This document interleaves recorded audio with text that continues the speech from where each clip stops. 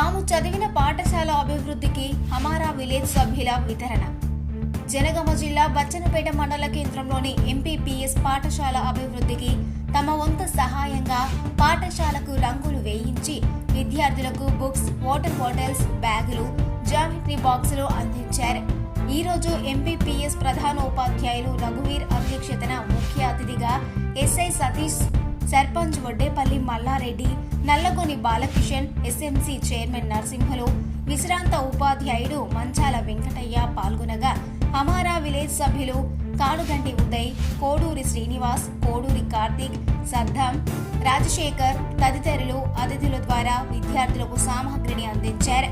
అనంతరం గౌరవ సభ్యులను శాలువాలతో సత్కరించారు. ఎస్ఐ సతీష్ మాట్లాడుతూ హమారా విలేజ్ వారి ఆదర్శంతో తాను కూడా తను చదివిన పాఠశాల అభివృద్ధికి పాటు పడతానని తెలిపారు.